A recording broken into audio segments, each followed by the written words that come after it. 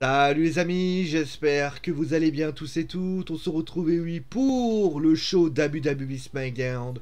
Mais c'est un show particulier, vous le savez, ce vendredi. D'ailleurs, ça continuera à WWE Raw la semaine prochaine. Ce sera le draft, donc c'est le draft qui a commencé donc avec une liste de superstars de la WWE qui ont été emmenés de Raw à SmackDown ou donc étaient conservés à SmackDown justement. Alors, juste pour information, on va bien sûr revenir également sur les principaux événements qui ont eu lieu durant le show. Mais le plus important, bien sûr, ça va être le draft. On va principalement focuser sur ce qui s'est passé durant ce moment. Alors, on va commencer tout de suite, comme à chaque fois. Nous allons parler de WWE SmackDown et donc le show. Que s'est-il passé durant le show? On reviendra sur l'événement Brock Lesnar et bien sûr Roman Reigns et notamment la défaite la victoire de Roman Reigns contre Finn Balor plutôt. Ce qui s'est passé avec Seth Rollins et Edge et on terminera avec notamment cette pause entre Charlotte Flair et Becky Lynch et le main event où on a vu tout simplement Sasha Banks se prendre un big boot comme ce fut le cas pour Bianca Belair et justement on reviendra sur Bianca Belair qui est draftée à Raw comme pas mal de personnes. Justement on reviendra dessus bien sûr par rapport à ça. Bon allez, on va commencer tout de suite par le vif du sujet. Le premier événement de la soirée a été le tout début du show où Roman Reigns est venu pour parler de sa victoire face à Finn Balor à Extreme. Brock Lesnar est venu, a fait le ménage et a détruit littéralement les Usos, mais également le Big Dog, The Tribal Chief, puisque vous le savez, à Crown Jewel dans quelques semaines, la WWE fera affronter Bianca Belair, Brock Lesnar et Roman Reigns pour le titre universel de la WWE. Alors pour information, d'ailleurs on va commencer par ça, l'information est donc tombée. Beaucoup de personnes se demandaient est-ce que Brock Lesnar allait être à Raw ou à SmackDown. L'information est donc tombée, il l'a annoncé lui-même. Il est donc free agent. Alors c'est très intéressant sur ce qui a été dit puisqu'il a dit je remercie mon ami Paul Heyman, je veux dire, et concrètement, je lui remercie. Et d'ailleurs, ça a entraîné un moment de tension de la part de Roman Reigns qui, on va dire, n'a pas apprécié finalement que notre cher Brock Lesnar continue à fricoter avec son conseiller, pour ainsi dire. Voilà. Et donc, durant ce moment, alors moi j'ai, au niveau du segment, tu le très très bien qu'en demeurant, Brock Lesnar a plutôt fait le travail. Hein, il est venu, il a vu, il a défoncé. Donc c'est globalement plutôt une bonne nouvelle ce qui a été fait. Par contre, j'ai quand même un énorme bémol, c'est quand même la tournure des événements avec Finn Balor. Je peux dire, il s'est passé que à SmackDown, à Extreme, on se souvient de cette corde qui a lâché, et il n'y a fait en fait aucunement mention pour ainsi dire. Alors est-ce que ça a été un problème et on s'est dit il vaut mieux pas en parler? Oui, alors ça, il n'y a pas de problème. Le problème, c'est comme ça a été dévoilé, montré plusieurs fois d'affilée, j'ai envie de dire, ça risque quand même d'être un peu gros. Donc il fallait peut-être le démontrer. Alors est-ce que c'est un botch? Je ne sais pas. Mais en tout cas, ce qui est certain, c'est que ce silence, il ne pouvait pas y avoir de silence. Il fallait que Roman Reigns et que Brock Lesnar peut-être soient présents. Alors ils ont voulu focus sur Brock Lesnar, certes, mais il fallait que Finn Balor y ait une explication. Est-ce qu'il y a eu une force surnaturelle qui l'a fait tomber? Est-ce que c'est quelque chose qui l'a fait tomber? On aurait, vous savez, on aurait pu littéralement justifier ça que par peut-être l'intervention des Usos qui avait peut-être défoncé les cordes. Ou en tout cas, il fallait trouver une raison pour pouvoir justifier la chute de Finn Balor et on a fait comme si elle n'existait pas cette raison. Et là, j'ai envie de dire, c'est quand même un petit peu inadmissible quand on a a priori la possibilité d'avoir quelque chose, et ben concrètement voilà ce qu'il en est. J'ai pas trouvé ça très intéressant et honnêtement moi ça m'a beaucoup déçu et j'ai pas trouvé cela comme si c'était pas la joie. Voilà, c'était pas la joie et donc après certes le moment est intéressant, c'était assez fort, le segment était intéressant à proposer, il faut quand même l'avouer, il y a mieux à faire pour ainsi dire. Juste après, juste après, le deuxième événement de la soirée a été Edge, qui a donc vu face à Seth Rollins. Donc Seth Rollins qui se trouvait donc à côté de la maison, donc qui est rentré dans la maison de Edge pour un petit peu le perturber, pour un petit peu comment on appelle ça, le menacer, le jouer avec son esprit, concrètement le mind gamer. Et alors, au niveau du segment, encore une fois, dans l'idée, il y a des choses intéressantes. On voit que Seth Rollins a envie de jouer avec les nerfs d'Edge, et c'est exactement ce qu'il fallait faire. Edge, concrètement, s'est retrouvé un petit peu, excusez-moi de dire ça, comme un débile, et c'est exactement ce qui s'est passé. Par contre, encore une fois, alors est-ce que c'est parce que c'est PG, pas PG, je ne sais pas, mais je trouve, en tout cas c'est mon point de vue là-dessus, je trouve qu'il y a tout simplement la WWE ne va pas assez dans la situation. Pourquoi je dis ça? Vous avez Seth Rollins qui arrive, déjà la porte est ouverte. C'est-à-dire, je veux bien que Edge, au Canada ou au Québec ou tout, je sais pas où il habite, hein, on soit, on va dire, assez peu prudent, on soit quand même dans une histoire de sécurité, mais tu laisses pas la porte ouverte. Tu laisses pas la porte ouverte. Ou alors, bah, je sais pas, même, bref, attendez quelqu'un, il y avait des invités, il y avait une raison particulière.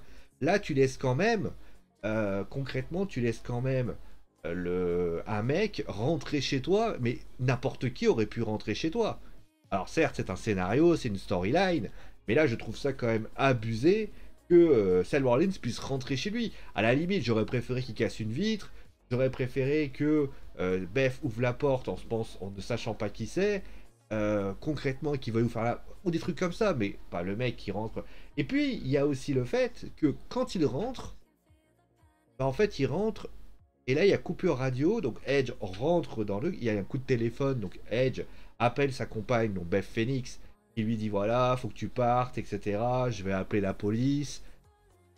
Alors, ça, encore une fois, c'est pas bon, parce qu'on ne sait pas ce que fait Seth Rollins à ce moment-là. Moi, j'aurais préféré que Seth Rollins tourmente un petit peu. D'ailleurs, on parlait de PG, de PGLA, mais rappelons quand même que on va dire, on n'est pas allé très très loin. Je crois que c'était 2017-2018, voire peut-être un peu plus 2019. Edge et Styles se trouvaient sur le ring et on a eu un Samoa Joe qui est venu. Alors certes, ça avait été suggéré.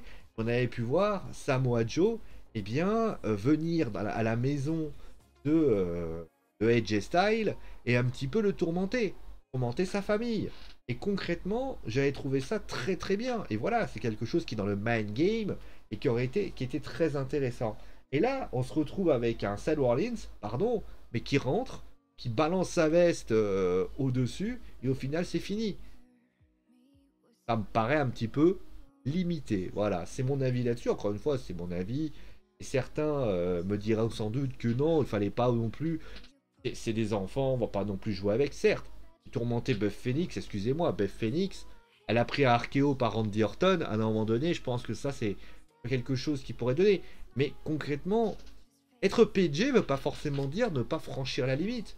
Excusez-moi de dire. D'ailleurs, en parlant de PG, si on parlait par du fait de PG, je précise quand même que vous avez une personne qui est inconnue, enfin inconnue, qui est une personne, et cette personne va quitter, qui est rentrée, alors sans effraction bien sûr, mais qui est rentrée dans un logement, et qui pour ainsi dire, peut avoir littéralement fait n'importe quoi. Et la police va rien dire. Et après, bon, on va dire oui, mais la police, elle doit. Non, à un moment donné, c'était du n'importe quoi. Et honnêtement, j'ai pas trop compris vraiment ce qui a été fait. Voilà.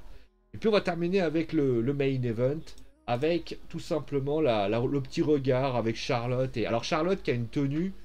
Alors j'ai pas compris. Alors sa tenue. Alors par exemple, ouais, on me dit que la tenue, on me dit qu'il faut pas que ça fracasse, etc. Ok. Sauf que regardez Charlotte, la tenue de Charlotte Flair. Bah, excusez-moi, mais elle est en sous-vêtements derrière en dessous. Et pourtant, j'entends personne dire ouais, c'est bien, c'est pas bien. Vous voyez ce que je veux dire?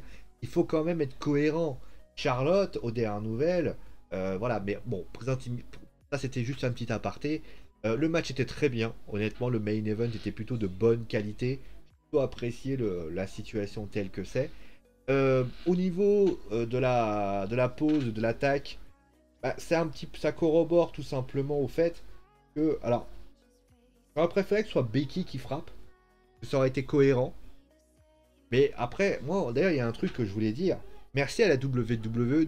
Ouais, c'est ça que j'aime pas à la WWE aujourd'hui. On est obligé de tout nous spoiler. On est obligé de nous dire que Charlotte Flair est là, parce qu'au moment où Charlotte Flair, on sait qu'elle est là. Bah, pourquoi elle n'interviendrait pas?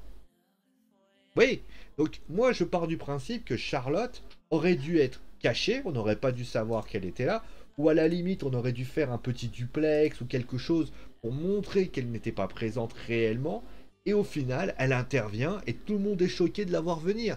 Mais vous ne faites pas, aux dernières nouvelles, une intervention qui est courue d'avance. Voilà. tout cas, moi, j'ai pas du tout apprécié ce final. C'est surtout un final pour montrer les deux championnes par rapport à ça. En plus de ça, nous avons eu également eh bien, 3 matchs qui ont été proposés. Il n'y a pas eu de segment. À part le segment de Roman et le segment de Edge, il n'y a pas eu de petit segment pour ainsi dire. Bon, le match entre Corbin et Owen, c'était pas mal, franchement. Par contre, j'ai un petit bémol, c'est quand même que Owens, il aligne les défaites. Hein. Owens, c'est vraiment... moi, ça m'inquiète. Hein. Alors certes, il a gagné contre Sami Zayn. Là, il a une rivalité avec Happy Corbin. Je ne comprends pas l'utilisation de Kevin Owens. On sait que Kevin Owens a des fortes chances de... Enfin, il est en fin de contrat bientôt, donc il peut bien atterrir du côté de la All Elite Wrestling, de la AEW. Et j'ai pas l'impression que la WWE sait vraiment quoi en faire. Pour les Street Profits qui faisaient face au New Day, donc Kofi Kingston et Xavier Wood, j'ai envie de dire, attendez, j'ai fermé la porte parce que il y a des gens qui savent pas, savent pas baisser le son quand ils jouent. Hein, merci. Donc, et après Robert Hood, enfin les Dirty Dogs, ouais, bon, un match, il était pas mal, honnêtement, il était pas mal. Et pour Carmella contre Liv Morgan, Carmella qui met un masque. Alors, moi je veux bien un masque de sécurité, etc. Mais aux dernières nouvelles, tu mets un masque de sécurité, t'as l'impression quand elle a mis son masque, excusez-moi, j'ai cru qu'elle. Limite, tu lui aurais mis une pomme, une espèce de truc dans la bouche, on aurait dit qu'elle faisait du bondage. Putain, je l'ai vu arriver comme ça, j'ai fait oh putain, mais la WWE, vous êtes sérieux ou quoi? On a l'impression qu'elle fait du bondage, votre lutteuse. Non mais sans déconner, c'était vraiment gênant. Voilà, moi ça m'a fait vraiment rigoler et honnêtement, j'ai trouvé que c'était vraiment du n'importe quoi. Bon voilà, on a. Alors le show en lui-même, on va finaliser juste le show. Ah, on va finaliser. Ah bah si, c'est bon parce que. Ah ouais, j'ai pas fait. Au niveau voilà, au niveau du show. Bah, on va bien sûr parler du draft, mais qui est principalement parce que le rythme était très très bien. Par contre, ça c'est très intéressant. Ça confirme le fait d'ailleurs qu'un show de la WWE de 2 heures suffit largement. Vous voyez, on a 2 heures de show. Certes, il y a eu des moments, voilà, on peut toujours discuter des shows, de ce qui pourrait se passer. Mais en tout cas, ce qui est surtout très intéressant, c'est que bah, du côté de la WWE, on a quand même, eh bien, toujours de bons matchs qui sont proposés à SmackDown. Et puis, bah, concrètement, le segment était bien, tout était plutôt intéressant.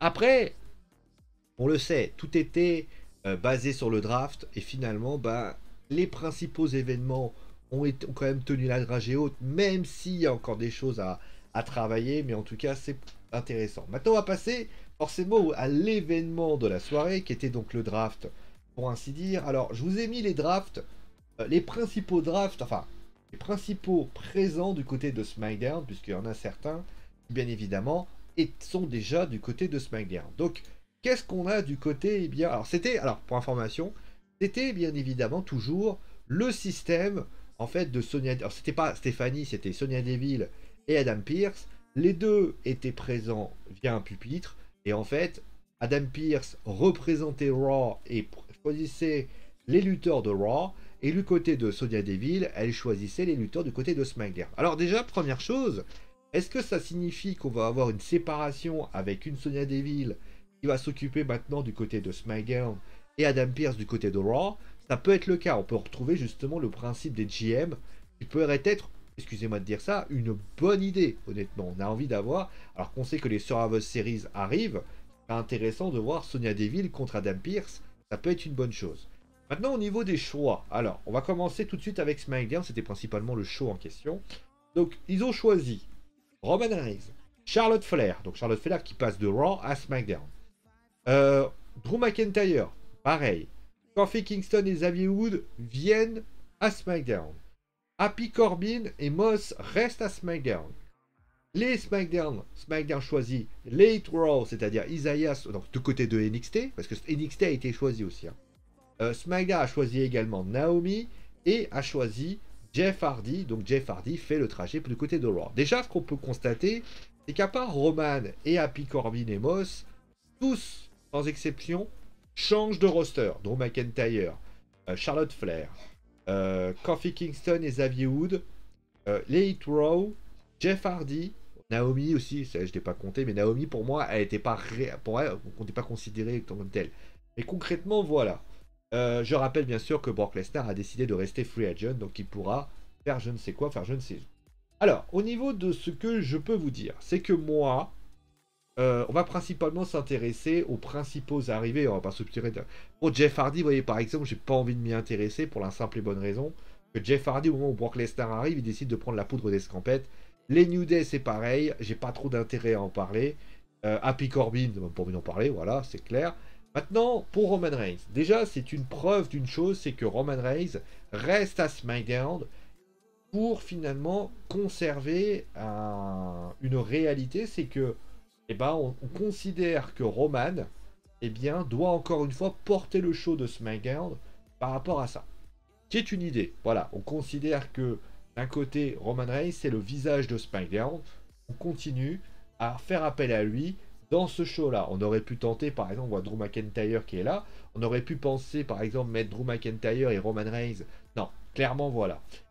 Après, ça confirme aussi, voilà, qu'on fige les positions. Il y avait, rappelez-vous, là pour l'instant, on avait deux champions du côté bien de SmackDown avec Big E, qui lui, justement, je peux vous le dire, a été drafté du côté de Raw. Et bien finalement, on a Roman Reigns et Big E, voilà les deux champions. Tout de suite, ils ont mis les vifs du sujet. Ils sont partis là-dessus. Donc, après, pour ce qui s'agit, on va dire, de Roman. Pour ce qui s'agit des autres, pour Charlotte, là, c'est quand même intéressant. Ça veut dire que Charlotte arrive donc du côté de Raw. Est-ce que on peut imaginer le départ de Becky Lynch et de Seth Rollins par la même occasion du côté du côté de Raw? C'est-à-dire que Charlotte Flair part à SmackDown et concrètement, Becky atterrirait du côté de Raw pour une raison simple, c'est que bah, si on veut échanger, si on veut les ceintures, là on a clairement le cas typique. Charlotte a donc été balancée pour pouvoir faire ça. Ce qui pourrait justifier justement l'attaque de Charlotte Flair envers Bianca, qui elle justement reviendra sur sa situation, mais également Sacha. Parce que ça veut vouloir dire, bah, concrètement, parce que on ne peut pas avoir deux championnes dans un même roster. Là aujourd'hui, vous avez la WWE Raw Women's Championship qui vous est proposée. Pareil, les gens ont parlé de... Ouais, on sait pas trop. Raw a choisi de conserver la RK Bro, Randy Orton, Matt Riddle. Donc on peut clairement penser que les Usos vont garder leur ceinture. Alors certes, il a fait un petit teasing, Roman, en disant si jamais mes cousins sont pas revenus, vous laissez-le à Raw, mort. Il va rester... Les Usos vont rester... C'est juste pour faire un... En fait, là, vous voyez, c'est là que je vous dis, la WWE, encore une fois, mais c'est les rois du spoil. C'est les King of Spoil, je suis désolé. Pourquoi ils parlent de la RK Bro? La RK Bro, qui est champion par équipe de Raw, eh bien, vous leur dites qu'ils vont rester à Raw. Ça veut dire que les Usos vont rester à SmackDown. Alors certes, faites pas un teasing à la con, limite, gardez la RK Bro du côté, eh bien, de ne pas savoir et attendez qu'à Raw, on soit au courant de ce qui pourrait se passer. Parce que si la RK Bro est décalée du côté de SmackDown, ou même à la limite, là, parce qu'ils vont faire un teasing à la con en disant, bon, tiens, vous avez vu, est-ce qu'ils vont rester et tout. En fait, vous n'avez pas compris votre... En fait, vous n'avez pas pigé. Vous n'avez pas pigé qu'il fallait que la RK Bro, eh bien, ce ne soit pas mentionné aujourd'hui. De la même façon que... Alors, Charlotte Flair, c'est particulier parce que on ne sait pas ce que Becky Lynch va faire, parce que Becky Lynch, on ne sait pas. Mais aux dernières nouvelles, moi, je pars du principe que là, c'est une immense erreur de faire ça. Pareil, Charlotte Flair, c'est plutôt une bonne idée. Ça, par contre, c'est une bonne idée, parce que ça crée justement un engouement, et puis Becky, aux dernières nouvelles, eh ben, elle peut être draftée du côté et tout ça, et justement, on peut se demander comment les ceintures vont changer, etc. etc. D'ailleurs, les titres mineurs n'ont pas été changés. Hein. Damien Priest et Shinsuke Nakamura n'ont pas été mentionnés dans ce draft. Donc, on peut imaginer quelque chose. D'ailleurs, je ne l'ai pas dit, mais Nikki ASH, et donc... Ah non, ah non je ne l'ai pas dit. Oh, bon, je vous le dis pas. Voilà, je vous le dis pas parce que c'est du côté de Raw, pardon. C'est en train de vous les donner. Mais concrètement, là, c'est quand même une incompréhension. Voilà, par rapport à RK Bro. Charlotte Flair, je trouve d'ailleurs que c'est plutôt une bonne chose. Après, j'imagine que la manière dont ils vont se passer, c'est qu'il va y avoir une interjection de ceinture. Les deux vont échanger leur ceinture. Mais en fait, même là, tu peux pas. Parce que là, je viens d'y penser à un truc, je me dis, comment ils vont changer les ceintures? Il y a Crown Jewel qui arrive dans 2 semaines. Donc c'est un petit peu particulier et j'attends de voir comment la WWE va pouvoir faire, mais je suis certain qu'ils vont se mordre. En fait voilà, tout est fait à l'envers et puis voilà. Pour ce qui s'agit de Drew McIntyre, bon, c'est plutôt une bonne chose pour lui. Voilà, c'est plutôt une bonne chose. Il fallait peut-être un changement, et justement, Drew McIntyre est l'exemple typique du changement qu'il fallait. Alors moi, je trouve ça sympa. Ça va lui permettre notamment de découvrir d'autres superstars. Il avait dit notamment qu'il irait voir Roman Reigns. On peut imaginer qu'après Lesnar, c'est Drew McIntyre qui prendra le relais. Ça, c'est plutôt une bonne chose. Ça, c'est sympa. Et enfin, à NXT, donc NXT perd finalement, eh bien, le clan, les Hit Bro, puisque les Hit Bro, donc on va le rappeler, donc Isaiah Swerve Scott, B-Fape, Top Dollar et enfin Ashanti Freed Adonis, donc atterri du côté, eh bien, de WWE SmackDown, alors en heel ou en face, à l'époque ils étaient en face, là ils vont peut-être attirer du côté de heel, je ne sais pas. Bon, pour moi, c'est la pire idée qui soit. Je le dis clairement, c'est la pire idée qui soit. Déjà, faut pas oublier que Isaiah est North American Championship. Ça veut dire que déjà, lui, on va devoir lui retirer son titre nord-américain. Mais en fait, quand tu fais le tri, bah, tu te rends compte que Isaiah, certes, ils ont eu un gros moment où c'est monté très très vite. D'accord? Alors, c'est une team qui est plaisante à regarder parce que les Hit Row, voilà, les Hit Row, Now You Know, c'est vrai qu'ils ont quelque chose. Faut quand même le reconnaître, ils ont quelque chose. Ils ont un bon talent, Isaiah est plutôt un bon lutteur, mais c'est une équipe qui est pas prête. Je veux dire, Adonis et Top Dollar, pardon, mais ces deux-là, on les a quasiment pas vus lutter. En tag team, on les a vus lutter quelques fois, mais c'est pas suffisant. Et je parle même pas de B-Fape, qu'on a pu voir contre Elektra Lopez et contre. Comment elle s'appelle? Oh, je sais plus, la fille masquée là. Elle n'avait pas du tout. Là, vous les envoyez à la morgue. Vous avez une team. Certes, alors les Hit Row, tout le monde. À la limite. Mais en fait, ce que vous allez faire, c'est que vous allez créer un clan, c'est pas compliqué. Vous pouvez pas faire un clan avec. Alors, soit vous faites un clan et vous faites en sorte, comme fait Roman, à un moment donné que tout le monde gagne un petit peu. Sauf que là, il va falloir trouver un clan, enfin les Hit Row, une fille, machin. Non. Moi, je pense que les Hit Row auraient dû rester du côté de SmackDown, mais par contre, il aurait dû prendre les Legado del Fantasma, qui, pour moi, a une ancienneté d'équipe beaucoup plus importante. Elektra Lopez est plutôt une bonne lutteuse. On a, comment il s'appelle, Miguel Gonzalez, ou je sais pas quoi, les deux là, sont plutôt intéressants, ils ont plutôt à apporter. Et Santo Escobar, excusez-moi, Santo Escobar est un bon lutteur qui notamment pourrait apporter son touche mexicaine et apporter quelque chose, et nous raconter quelque chose. Là, je suis désolé, non, c'est pas du tout bon, c'est même plutôt insuffisant, pardonnez-moi de le dire. C'est plutôt une énorme erreur qui a été donnée. Voilà. Bon, ensuite, pour les autres, voilà, donc il n'y a pas plus, voilà, tout ce que j'ai dit par rapport à ça. Bon, ensuite du côté de Raw, on va revenir là-dessus. Donc nous avons donc Biggie. Alors Biggie, c'est pas une surprise, dans le sens où on savait que le WWE Championship risquait vraiment de changer, de pas changer, donc il fallait bien sûr le mettre. Il y a eu quand même une immense surprise, c'est le draft de Bianca Belair. Franchement, moi je le voyais. Alors clairement, alors ça il y a un truc à dire, je ne le voyais pas venir. Et ça veut vouloir dire une chose aussi, c'est que les Street Profits vont sans doute changer de roster dans pas longtemps. Parce que Bianca, alors on sait qu'il y a des rumeurs qui disent que Nick Khan, je crois que c'est son nom, a tendance à ne pas avoir faire dans le sentimental. Donc si vous avez un mec dans le roster de A et l'autre roster de B, quelque chose qui va pas l'intéresser.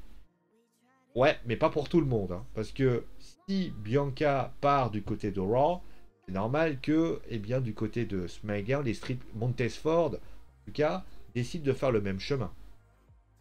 Il en serait quasiment logique. En tout cas, c'est comme ça que je vois les choses. En plus, les Street Profits pourraient littéralement asseoir leur domination du côté de Raw, où il manque quand même plusieurs tag teams. On a vu que Homos et AJ Styles sont limite obligés de faire quelque chose. On est obligé de décortiquer de la tag team. Là, clairement, ça serait une bonne idée. Donc Bianca, en tout cas Bianca, c'est plutôt une surprise. Moi, je m'y attendais pas du tout à la voir arriver du côté de Raw. Et ça prouve quand même une chose, c'est que, alors, ça peut vouloir dire une chose aussi, c'est qu'ils ont interchangé, c'est-à-dire qu'ils ont pris Charlotte pour l'emmener du côté de SmackDown. Donc, ce qui peut signifier deux choses, c'est qu'ils remplacent Bianca par Charlotte pour ainsi. Alors, quoique non, non que j'y pense, peut-être pas, parce que si c'est Becky qui est remplacée, Bianca peut-être Sacha qui remplace Bianca. Alors en tout cas, il faut quelqu'un pour remplacer. Alors peut-être ça sera Asuka. Ça va peut-être Asuka, ça va peut-être voilà, peut-être aussi Tony Storm. On sait que Tony Storm ronge son frein en coulisses. Peut-être ça va permettre notamment à Tony Storm de se révéler. Du côté de Raw, Rhea Ripley et Nikki ASH restent du côté de Raw. Honnêtement, moi je trouve que c'est une vaste connerie. Je veux dire, Rhea Ripley du côté. Alors, je peux comprendre la raison, parce que Rhea et Nikki sont championnes par équipe, mais pour moi, ils auraient dû être free agent. Et tu les laisses faire, et si jamais après ça se décide, ça te décide. Voilà. Et enfin, l'arrivée de Austin Theory. Alors, certes, Late Raw, j'ai trouvé ça un peu débile. Austin, ça faisait plusieurs moments, on le voyait un petit peu moins du côté de NXT. Il revient du côté de Raw. Mais alors, le problème, c'est que je sais pas qu'est-ce qu'on va en faire.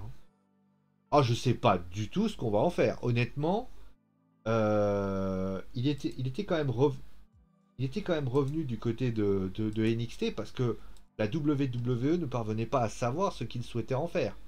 Donc là, je suis quand même extrêmement perplexe par le choix de ramener Austin Theory par rapport à ça. Sa prise d'ailleurs The Way, puisque malheureusement, Indy Hartwell priori va aller se diriger. Bon, Candice est enceinte, donc on va mettre autre chose. Et Denis Gargano, on ne sait pas ce qui va se passer. Mais la seule solution serait que The Way passe.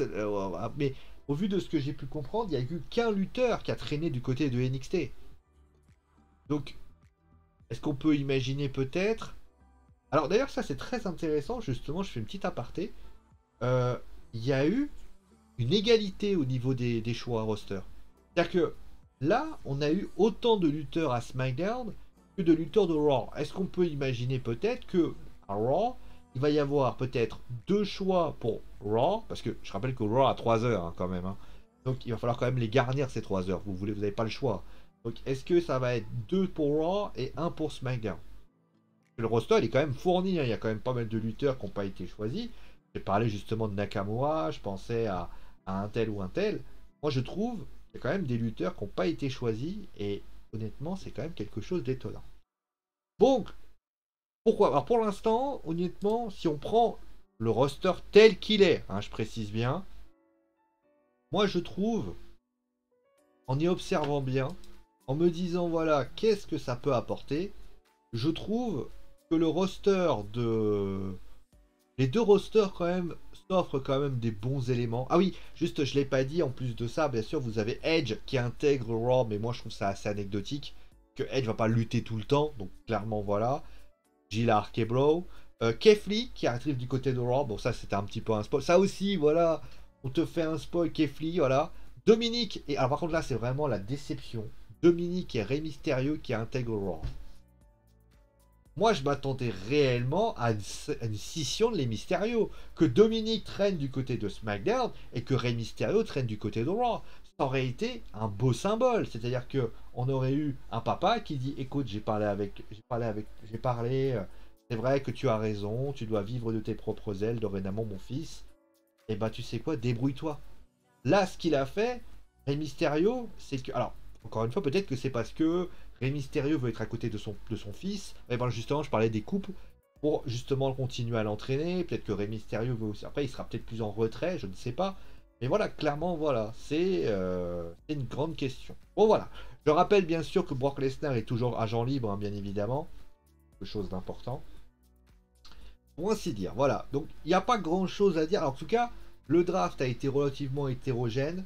Est-ce que ça va continuer à côté de Raw? J'en doute. Je pense qu'il va y avoir quand même Mais j'ai quand même l'impression que la Fox et USA Network essayent quand même de faire en sorte qu'il n'y ait pas de, on va dire, de balance qui pourrait descendre. Clairement, le problème c'est que Raw a besoin de matière et justement, s'ils n'ont pas assez de matière, ça risque de poser un problème. Les audiences sont trop basses aujourd'hui pour rester garder un roster. Mais on va voir comment les choses se passent, et ça c'est tout ce que je leur demande. Voilà, on va s'arrêter là pour aujourd'hui, en tout cas, merci à vous tous d'avoir suivi l'émission, comme à chaque fois bien évidemment, si vous avez aimé, mettez un pouce bleu, sinon, simplement dites-moi ce que vous avez moins aimé. N'oubliez pas d'ailleurs bien évidemment de la partager à vos amis, et bien sûr de vous abonner, de mettre la cloche, là vous commencez à en avoir l'habitude. Allez, prenez soin de vous, amusez-vous bien, et ciao les amis.